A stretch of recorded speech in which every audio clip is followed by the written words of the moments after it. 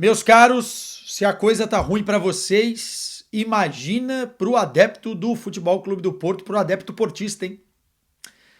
Rapaz, que derrota ruim, complicada e que deflagra, escancara os problemas, as debilidades deste Futebol Clube do Porto para o mundo inteiro ver. Esse time de Martim Anselmi realmente é o reflexo da temporada ruim que fez e mais do que isso, consegue perder para uma equipe que joga numa rotação muito abaixo, para um time que eu nem sei que posição ficaria dentro do campeonato português ou de qualquer outro campeonato, o Inter Miami, que está no Mundial de Clubes por uma questão circunstancial, mas que consegue, com um golaço de falta do Lionel Messi, virar um jogo para cima de um Porto muito ruim. Mais uma partida ruim do Futebol Clube do Porto. E agora, senhoras e senhores, a situação é complicadíssima, né? Porque o Porto perde para o Inter Miami, o Inter Miami chega a 4 pontos, o Porto só pode fazer 4 pontos. O primeiro critério de desempate deste Mundial de Clubes da fase de grupos é o confronto direto, ou seja, o Porto já não passa mais o Inter Miami. Na última rodada, se o Porto vencer o Al-Ahly, e isso é um se muito grande, porque agora, depois de perder para o Inter Miami, eu já não sei mais nada. Se o Porto vencer o Al-Ahly, depende de uma vitória do Inter de Miami contra o Palmeiras para se classificar. Se Palmeiras e Inter de Miami empatarem, os dois passam e deixam para trás Al-Ahly e Futebol Clube do Porto. Ou seja, neste momento, o mais provável é que o Porto, que para muitos, inclusive entrevistei vários adeptos portistas antes deste Mundial, era o favorito para passar nesse grupo, pode ficar pelo caminho. Um grande temor que eu tinha e compartilhava com vocês aqui em relação a esse Porto do Anselmo era exatamente isso. O time cair na fase de grupos do Mundial e já colocar em xeque o trabalho do Martim Anselmi para essa próxima temporada. Isso é papo para daqui a pouquinho dentro do vídeo, mas vamos conversar sobre o que está acontecendo com o Porto e sobre o jogo em si, né? O Porto perdeu uma grande oportunidade, na minha avaliação, de vencer o jogo e fazer saldo. Não pelo jogo em si, porque nunca o Porto esteve por cima da partida de uma forma dominante. De fato, o Inter Miami começou bem melhor que o Porto o jogo, tendo mais bola, tendo suas oportunidades no primeiro tempo. O Inter Miami perdeu com o Suárez algumas oportunidades de já ter feito gol mais cedo na partida, com o Messi com muita liberdade no meio-campo em vários momentos, e por mais que o Messi esteja no final da carreira e por mais que o Inter Miami seja um time de rotação abaixo, você nunca pode deixar um jogador como o Lionel Messi com liberdade, porque os gênios, mesmo com a idade, você não pode deixar com tanta liberdade em campo, e o Messi teve oportunidades para fazer a diferença e criar oportunidades também para o Inter Miami. O Suárez, sim, esse já está num nível já bem abaixo do que a gente espera ou viu o Suárez jogar, e por isso o Inter Miami não conseguiu fazer mais no primeiro tempo. E a verdade é que com o gol do Samu de pênalti logo no início da partida, o Porto deveria ter se imposto, o Porto deveria ter dominado o jogo, ter tido paciência nas ações, na circulação de bola, no domínio da partida, em acelerar quando era preciso, em desacelerar quando queria, e o Porto não controlou a partida. Mas não é porque do outro lado estava um time tão frágil como o Inter Miami, ou um time tão forte como o Inter Miami. É porque o Porto não consegue fazer isso por vários motivos e por problemas próprios. Esse Porto do Martim Anselmi me parece muitas vezes um monstrengo em campo daquilo que o treinador pede e daquilo que os jogadores assimilam. É um Porto taticamente muito frágil, defensivamente falando, é uma equipe que não consegue se compactar razoavelmente para marcar as subidas dos seus adversários, erra muito na saída de bola, erra muitos passes na inversão e faz tudo isso muito lento.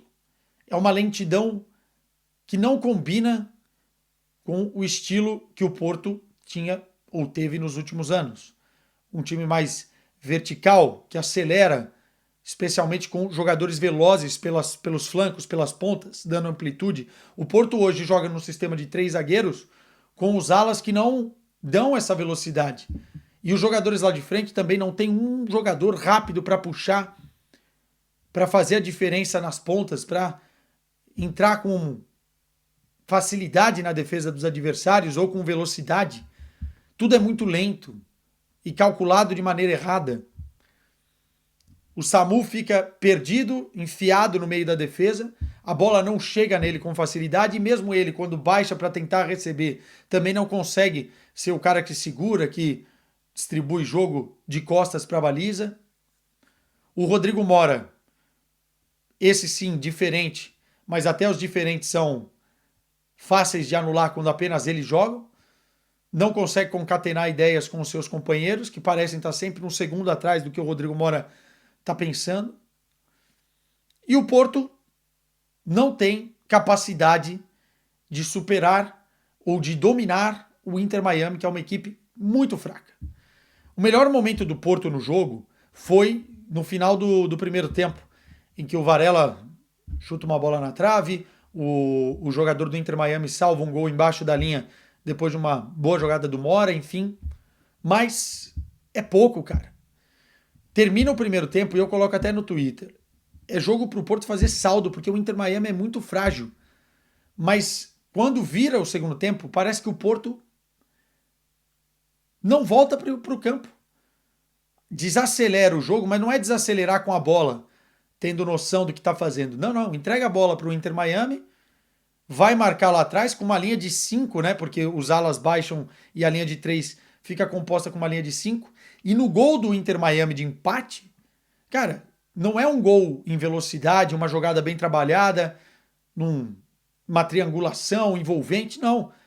A bola sai do meio-campo, acho que é o Busquets, vai para o lado direito com muita tranquilidade, a passividade da marcação do Porto, vê o jogador do Inter Miami pegar a bola, receber, olhar a passagem do lateral, o Moura não acompanha, o lateral passa, o cruzamento é feito, todo mundo estático na área e o Segovia vai lá e antecipa a marcação para fazer. Não é que foi uma jogada de velocidade bem trabalhada pelo Inter Miami e tal, não. Foi uma jogada na rotação do Inter Miami, que é uma rotação abaixo, e que o Porto assumiu, deu todo o espaço e a passividade na marcação. O segundo gol é uma falta boba cometida na entrada da área, em que o Messi aí faz toda a diferença, né? Não é que o Messi só fez isso no jogo, o Messi fez um bom jogo. Perante aos padrões do time dele, daquilo que o time também proporciona a ele, ele fez um bom jogo.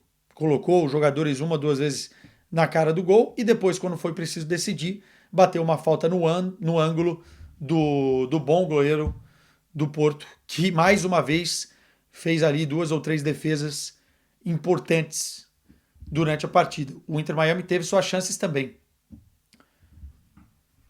Sobre as substituições do Anselmi.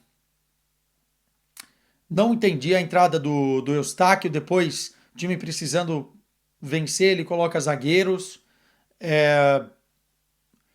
Eu sei que o Porto não tem assim um plantel vasto para você olhar para o banco e falar, não, vamos tirar 1 ou 2 ou 3 jogadores aqui, vamos colocar que vai resolver.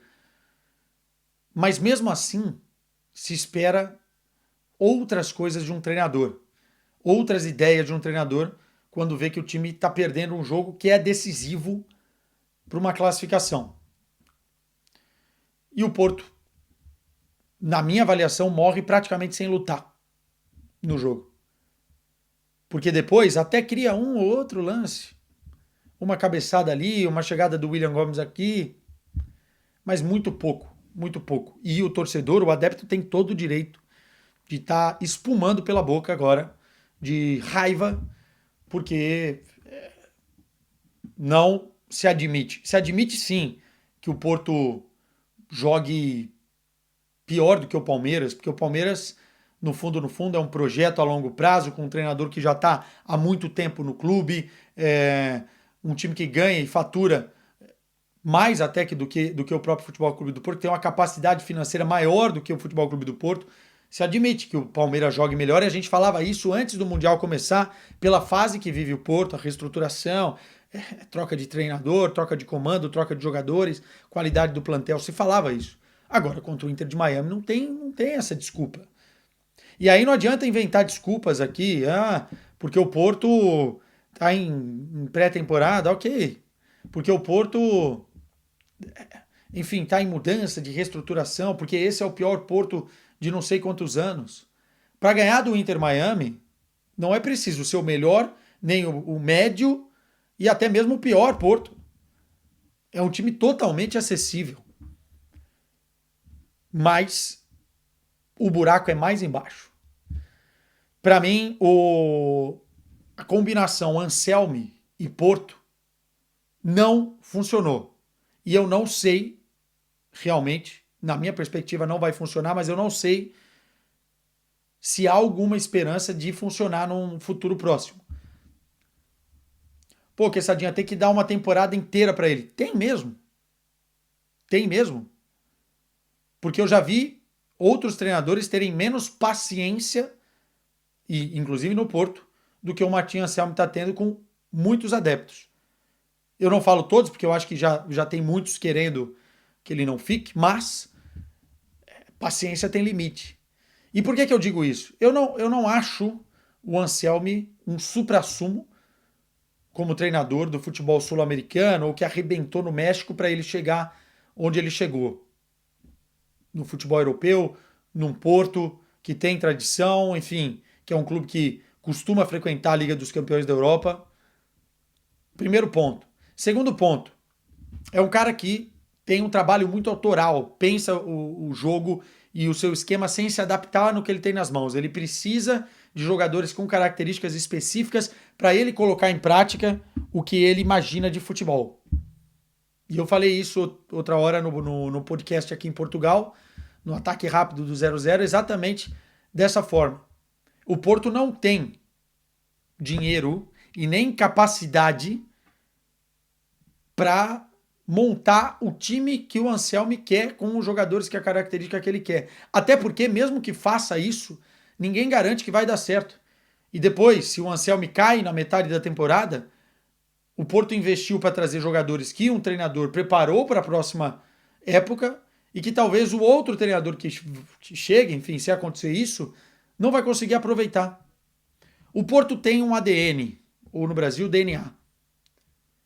E eu não vejo minimamente esse ADN refletido nem no trabalho do Anselmi, do que ele pensa de futebol, porque o Porto historicamente joga num 4-3-3, enfim, tem pontas rápidos, é um time muito agressivo na recuperação pós-perda.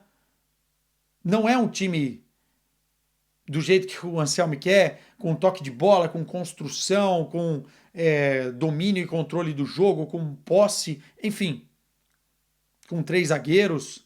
E o problema nem são os 3 zagueiros, porque você pode ter uma criatividade ali no setor. Hoje em dia o futebol está muito móvel e tal, mas o problema nem é esse.